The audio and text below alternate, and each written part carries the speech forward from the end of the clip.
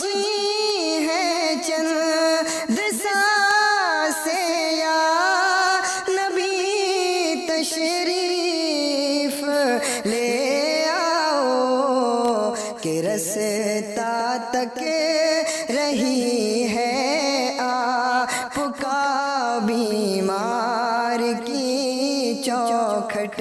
اس نے خط لکھا اپنے دوست حبیب یمنی کے پاس اور اس میں لکھا تھا، ذرا توجہ سے سننا ایمان تازہ ہو جائے گا۔ میں بتانا چاہتا ہوں میرا نبی کتنی شان والا ہے۔ اس نے اپنے حبیب یمنی کو خط لکھا۔ حبیب یمنی ابو جہل کے بزنس پارٹنر بھی تھے اور اس کے ہم سبق ساتھی بھی تھے، بچپن کے دوست بھی تھے اس کے۔ اس نے خط لکھا کہ تم حکیم بھی ہو اور بڑے عقل مند بھی ہو، لیکن آؤ ایک بات ہے تم سے کرنی ہے، جیسی میرا خط تمہیں ملے فوراً چلے آنا مکے میں۔ یہ خط حبیب یمنی تک پہنچا، جیسی خط ان کے پاس پہنچا انہوں نے فوراً سفر شروع کیا، مکے کی سرحد پر آئے۔ ابھی مکے میں داخل نہیں ہوئے ہیں کہ ابو جہل پہلے ہی باہر کھڑا ہو گیا تھا اور ہاتھ میں روئی لے کے کھڑا تھا۔ حبیب یمنی کو آتے دیکھا، اتارا نیچے کا، نیچے اتر، نیچے اترے حبیب یمنی کا اب کیا کہنا ہے؟ کہا پہلے یہ روئی لو اپنے کانوں میں لگا لو۔ کہا کس لیے؟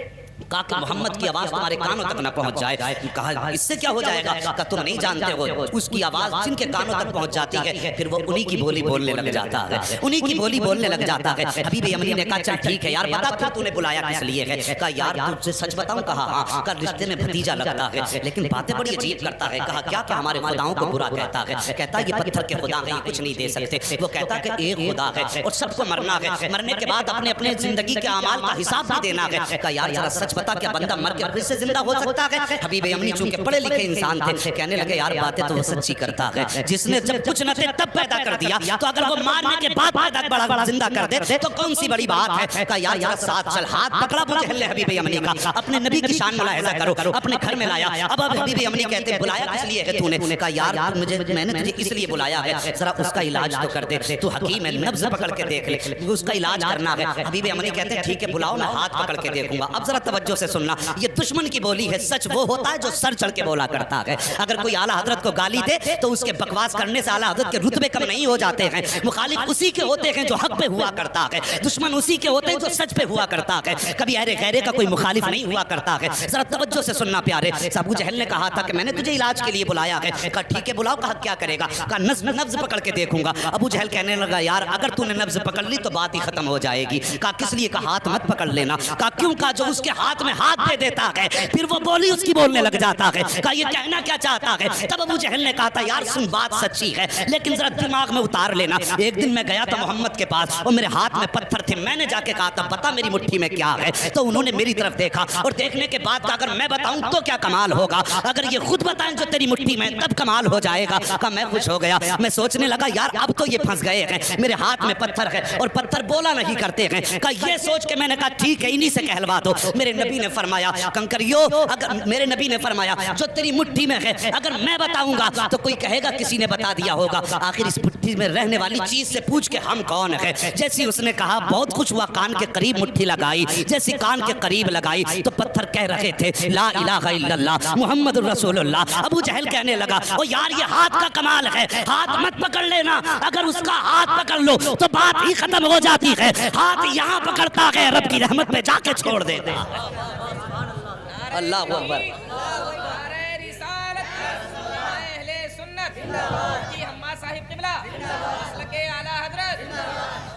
ہاں صاحب کہا کہ ہاتھ مت پکڑ لینا۔ کہا ٹھیک ہے پھر؟ کہا پھر اگر ہاتھ نہیں پکڑنا تو کم سے کم اس کی آنکھوں میں جھانک کے دیکھوں گا، آنکھوں کے ذریعے بھی بیماری کا پتہ چلتا ہے۔ یہ ڈاکٹر لوگ بیٹھے ہوئے ان سے پوچھئے آنکھوں کے ذریعے بیماری کا پتہ چلتا ہے، اور یہ علماء اکرام ہے بڑے بڑے علماء ان سے پوچھئے کہ جادو اور آسیب کا پتہ بھی آنکھ سے چل جاتا ہے۔ تو کہنے لگے ٹھیک ہے پھر آنکھ میں جھانک کے دیکھوں گا۔ کہا اس کی آنکھوں میں آنکھیں مت ڈال دینا۔ کہا کس لیے؟ کہا اگر آنکھ سے آنکھ ٹکرا گئی تو کام ہی ختم ہو جاتا ہے۔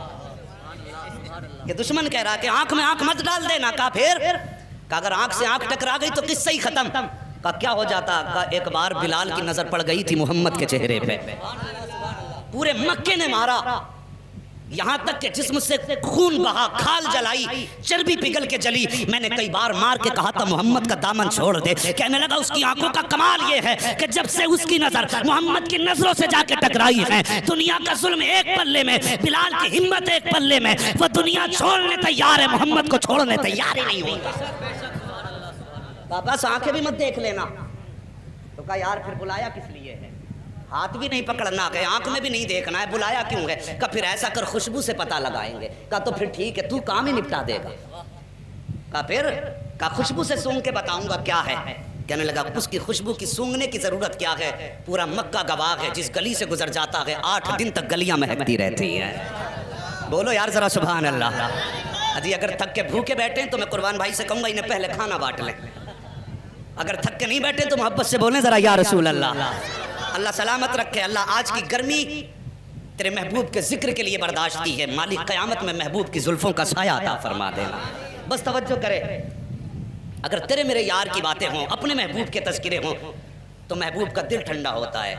ہم نے رب کے محبوب کا ذکر چھیڑا ہے، یقیناً خدا راضی ہو جائے گا۔ بس توجہ کریں۔ کہنے لگا خوشبو سونگنے کی ضرورت کیا ہے؟ جن گلی سے گزر جاتے ہیں 8 دن تک گلیاں مہکا کرتی ہیں۔ کہا کوئی ثبوت ہے؟ کہا ہاں۔ کہا کیا؟ کہا گزار کے دیکھ لو اور آنے بھی دو، قدم رکھنے سے پہلے خوشبو گھر میں آ جائے گی۔ ایک دن میرے نبی نے نا اپنی زوجہ حضرت خدیجۃ الکبریٰ سے کہا تھا، خدیجہ 25 سال ہو گئے میرے ساتھ، 25 سال میرے ساتھ ہو گئے تمہیں، لیکن کبھی محمد کو دروازہ بچانے کی ضرورت نہیں پڑی۔ سارے بولو صلی اللہ علیہ وسلم۔ کبھی دروازہ بجانے کی ضرورت نہیں پڑی۔ بتاؤ میرے آنے سے پہلے ہی جیسے قدم دروازے پہ آتا ہے تم دروازہ کھول دیتی ہو، کیسے پتہ لگاتی ہو؟ تو کہتی حضور آپ اپنے دروازے سے پہلے والے چوراہے پہ ہوتے ہیں کہ آپ وہاں ہوتے ہیں، خوشبو آپ سے پہلے گھر کے اندر آ جایا کرتی ہے۔ امام احمد بن حنبل کے پاس ایک بزرگ آیا کہ کہنے لگے حضرت مجھے بیٹی کو رخصت کرنا ہے، بیٹی کو رخصت کرنا ہے۔ کہا پھر؟ کہا میری بیٹی پیدا ہوئی، مجھے بڑی خوشی ہوئی، میں نے منت مانگ لی تھی کہ اپنی بیٹی کو دنیا کی ساری چیز جہیز میں دینی ہے۔ حضور میں اس وقت امیر تھا لیکن اب بڑا غریب ہو گیا ہوں، میری یہ نظر پوری کیسے ہوگی؟ آپ نے فرمایا جا قرآن بیٹی کو جہیز میں دے دے، دنیا کی ساری دولت چلی جائے گی۔ حضور کی بارگاہ میں بزرگ آئے، عمر رسیدہ تھے، کہنے لگے حضور میں بیٹی کو رخصت کرنا چاہتا ہوں، حضور کوئی تحفہ آپ کی طرف سے ہو جائے۔ میرے نبی نے فرمایا جاؤ بیری کی لکڑی توڑ کے لاؤ۔ وہ ایک لکڑی توڑ کے لائے، حضور نے نا یوں، توجہ ہے اشکر بھائی، حضور نے یوں اپنے بازو سے رگڑی اور اس پہ سرکار کا پسینہ لگا اور فرمایا جاؤ یہ عطر اپنی بیٹی کے لگا دینا۔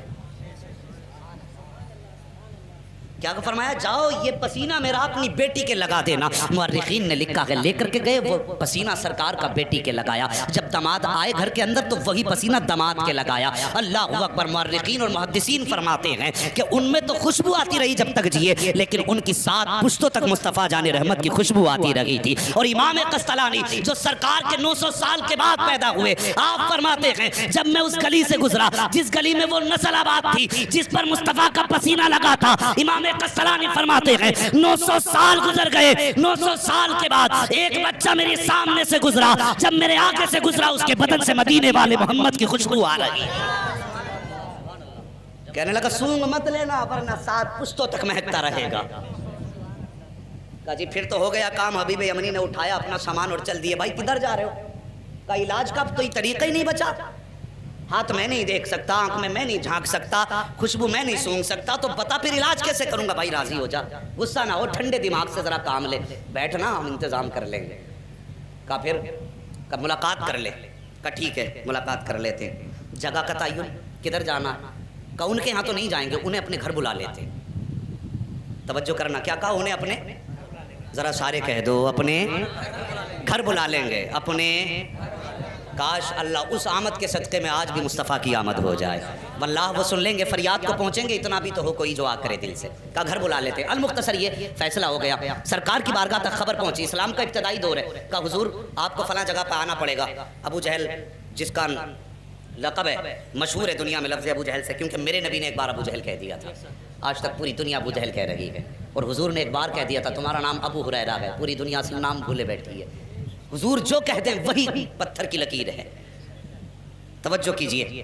کہا ٹھیک ہے، لیکن جب یہ خبر ہوئی کہ حضور ابو جہل کے گھر جا رہے ہیں، اصل نام ابو جہل کا عمرو بن ہشام ہے، کہ عمرو بن ہشام کے گھر حضور جا رہے ہیں، باتیں ہونے لگی کہ دشمن کے گھر جا رہے ہیں۔ حضور کا دل تھوڑا رنجیدہ ہوا، یا اللہ مکے میں ایسی باتیں ہو رہی ہیں، فوراً رب کی جانب سے پیغام آیا، محبوب اداس کیوں ہوتا ہے، گھر اس کا ہے، چرچا تو تیرا ہی کرا رہے ہیں، खर्च उसका है, चर्चा तो तेरा ही है ना, परेशान क्यों होता है। अल्लाह अकबर। अब सरकार को दावत दे दी गई। अब अबू जहल की प्लानिंग देखो, कहने लगा सुनो भाई, मैंने ये सुना जब वो आते हैं तो तुम उसकी इज्जत के लिए खड़े हो जाते हो, आज वो आए ना तो कोई खड़ा मत हो जाना, अपनी जगह से मत उठ जाना, ताकि उन्हें लगे कि उनकी औकात क्या है। इसे मालूम न था आज पाला किससे पड़ गया है, ये जानता नहीं था आज किससे पंगा ले रहा है। कहा उठना मत, ताकि उन्हें अपनी इज्जत का पता चल जाए। लेकिन ये अपनी प्लानिंग कर रहा था। उधर रब ने फरमाया जिब्रील जी रब्बे जलील का क्या कर रखे हो, का रब हुक्म फरमा दे। का आज अबू जहल के घर में प्लानिंग हो रही है, महबूब आए तो फिर किसी को उठना नहीं है। का जाओ फरिश्तों की जमात साथ लेके चले जाओ, और जितने बैठे हैं ना अबू जहल उतबा शहबा बड़े बड़े दुश्मन, सबके पीछे जाके एक एक फरिश्ता खड़ा कर दो। जैसे महबूब पहुंचे और जो उठना ना चाहे,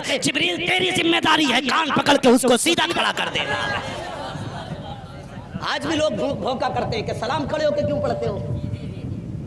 क़याम ताज़ीमी ये रब कराता है, और क़याम ताज़ीमी से रोकना तुम्हारे बाप अबू जहल का काम था। उन्होंने कहा खड़ा नहीं होना किसी को भी, और रब ने फरमाया देखूं आज कौन खड़ा नहीं होगा, महबूब मेरा जिसे मैं चाहूंगा वो खड़ा होगा।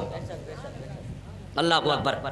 जब जब नबी को दुश्मनों ने घेरा है तब तब मदद के लिए जिब्रील आए हैं।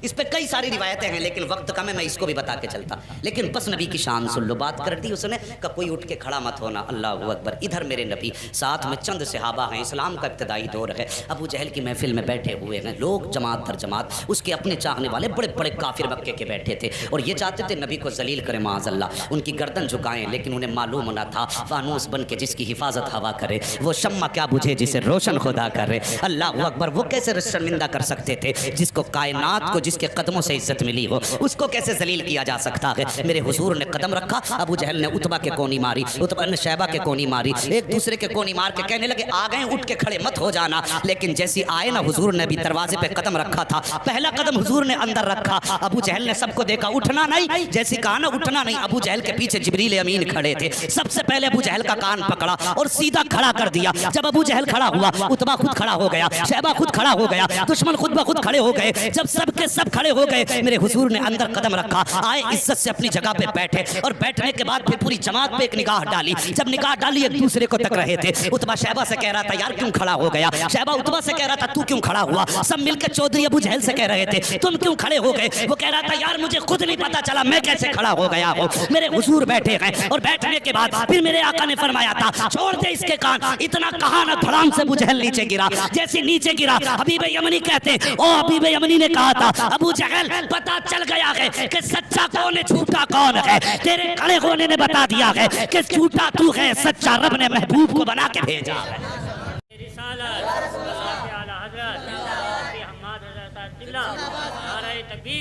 बस तवज्जो कीजिए प्यारे, अल्लाह सलामत रखे सबकी नस्लों को, जितने भी मसलक अहले सुन्नत वाले हैं। बस तवज्जो कीजिए। बैठ गए, हबीब यमनी कहने लगे मुझे इसने बुलाया है, और इसलिए बुलाया है कि सुना है आप ऐसी ऐसी बात करते हैं। मेरे नबी ने फरमाया हाँ मैं अल्लाह का रसूल हूँ, खुदा एक है, क़ुलू ला इलाहा इल्लल्लाह तुफ़्लिहू इन्नी रसूलुल्लाह। हाँ मेरे नबी ने फरमाया, उस हज़रत हबीब यमनी अभी ईमान नहीं लाए थे, कहने लगे अच्छा अगर आप नबी हैं तो ये तो मैं भी जानता हूँ कि नबी जादूगर का जादू आसमान पे नहीं चलता है, सिर्फ ज़मीन पे चलता है।